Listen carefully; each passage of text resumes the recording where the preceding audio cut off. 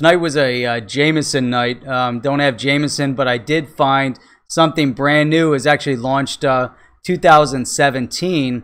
They've been aging it for 10 years. It's a brand new distillery in Ireland, so it's an Irish whiskey, a single malt. It's called Kilburn, and it's really, really good. If you like Jameson, you're going to love this. So I recommend you go out and get it. They're unique cups. They kind of, you chill them in the fridge, and it kind of keeps everything at the right temperature when you're drinking. Definitely enjoyable. You can put scotch in here too.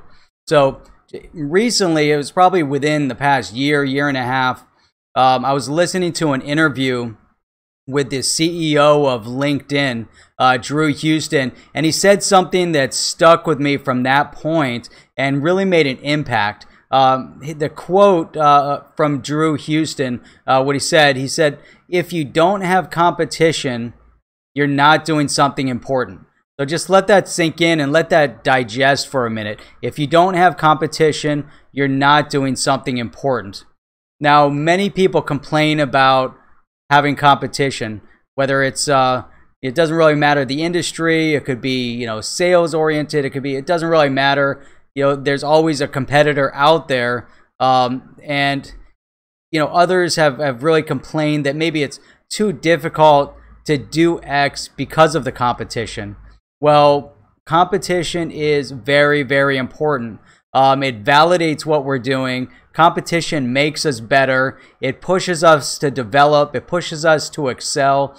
Competition pushes companies to continuously strive to provide new and innovative products for their customers. Just think, without competition, you know, what the world would be like. And we're going to point to one such company, because without competition, a company will truly stagnate. A company will provide only so much that it deems necessary, really, to placate. There's no incentive for them to improve or produce anything that's revolutionary, anything that's really awe-inspiring and all changing. You know, sometimes through a lack of competition, or the lack of competition is really due to the large conglomerates, or a large conglomerate using its size to influence, or using its size and its influence to squash any potential competitors from actually becoming a player in the space. And I'm going to point to Swift as a perfect example. It's a conglomerate of banks that originally got together, which for a seemingly good cause, to simplify and unify a method to provide seamless cross-border payment transactions. And they created a commonality, or a common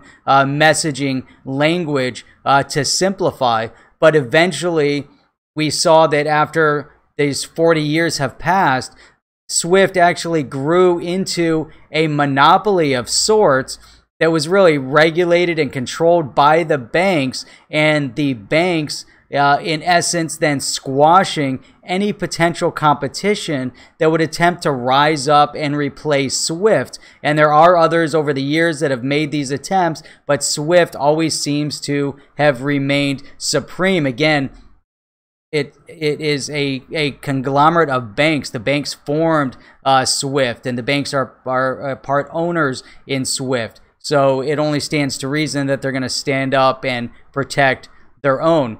Now, 40 years, and finally, a new revolutionary technology steps forward to compete. In 2012, as we all know, Ripple is born. In 6 short years, RippleNet is the top contender, taking on Swift's antiquated platform and old ways of managing cross-border payments. Ripple was the one to pave the way. Sometimes it takes the one to open the door, and then all the others will follow them through the door. But it always takes that one. So much focus and attention is now on the payment space, moving money domestically and cross-border. We see R3 and what They have just launched with their new settlement platform, and others are getting into the space for P2P and B2C. The payment space is expanding, and there are some new serious contenders in the P2P and the B2C space. But when it comes to cross-border payments, there are really still only a few serious contenders. And really, there's one thing that Ripple currently has that none of the other competitors have yet to embrace, and that is XRP. This is a standout part of their solution.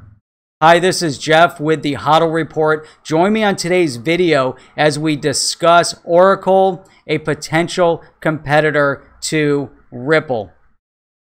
If you enjoyed today's video, please remember to give a thumbs up, leave some comments below. If you haven't done so already, subscribe to the channel. And let's get right into it.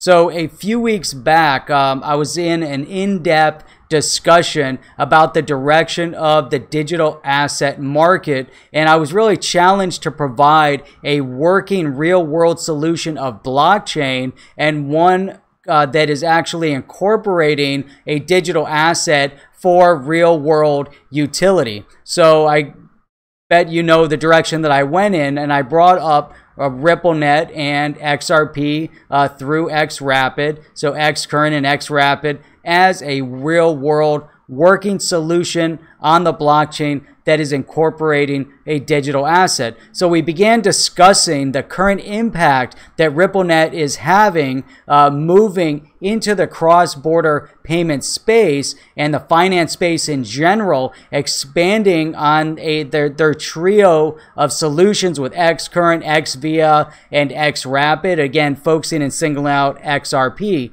Now, the person that I was speaking with asked a final question, which kind of led me into wanting to make this video, but his question then was, why not just use Oracle? So at that point, I really didn't know that Oracle had entered the cross-border payment space.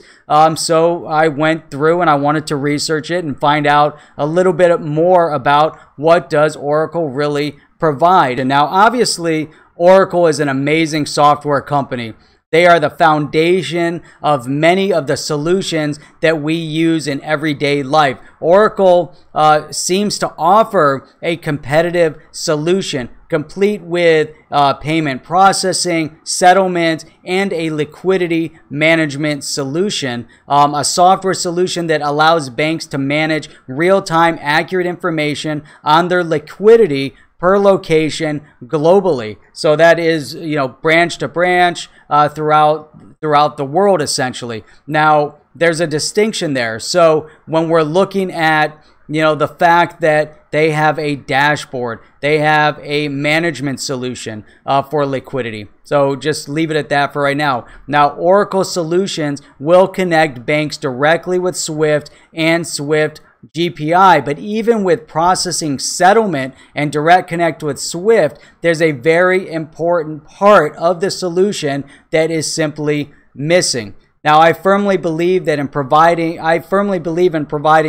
full turnkey solutions. Maybe I'm missing something within the Oracle software. I'm sure there's someone who has a much more in-depth understanding of such things with software and can chime in with some feedback. But honestly, I don't see it, and I'm very confident that it just simply isn't there. Now, I'm sure that Oracle is a great solution, a great add-on to the inadequate solution provided by SWIFT.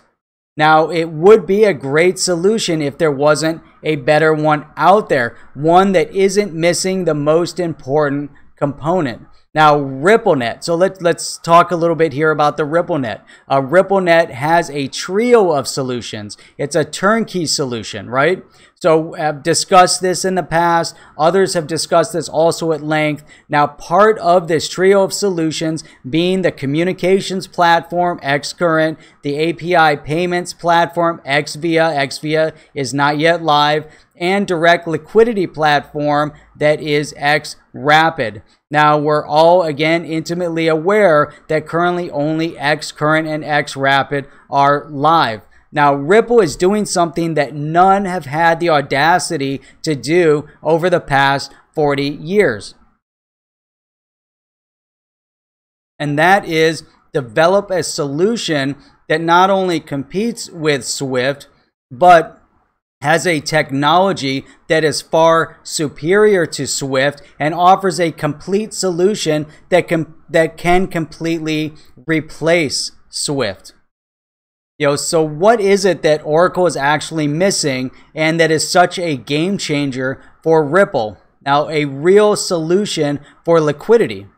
That is the one missing element. It is XRapid that is actually the game changer. Now, obviously, there are many other significant differences when you dig into the softwares and you want to compare the two. One being the fact that RippleNet operates on the XRP ledger and is using blockchain technology, whereas Oracle doesn't. But it is the liquidity, it is XRapid, and it is XRP that is the true differentiator and the true game changer.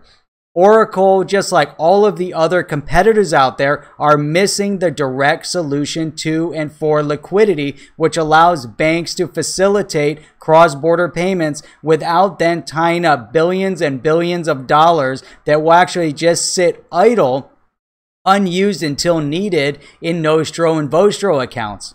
Oracle doesn't have a liquidity solution. SWIFT doesn't offer a liquidity solution. In fact, no other company at this point offers an effective liquidity solution that is baked in to their entire cross-border payment solution. Again, remember, with RippleNet, you have XVIA, which is the API payments component that is not yet live. But the two live components, we have XCurrent and you have XRapid. So when all three are live, there is no other company out there that can match them. And right now, there's no other company that can even provide what is available right now through XCurrent and XRapid.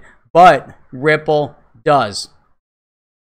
If you enjoyed today's video, please give a thumbs up. Remember to leave some comments below. If you haven't done so already, subscribe to the channel. And just a little note before I sign off, I want to point out, I'm not a financial advisor. I'm not giving you any kind of financial advice, but I do think it's very important that you do your own research. I think it's very important that you only invest what you can afford to invest. I think it's very important that you don't invest more than you can afford to lose. And I also think it's important that you don't buy or sell based on the FUD or FOMO that's spread online. And with that, I look forward to seeing you on my next video, and keep on hodling your crypto.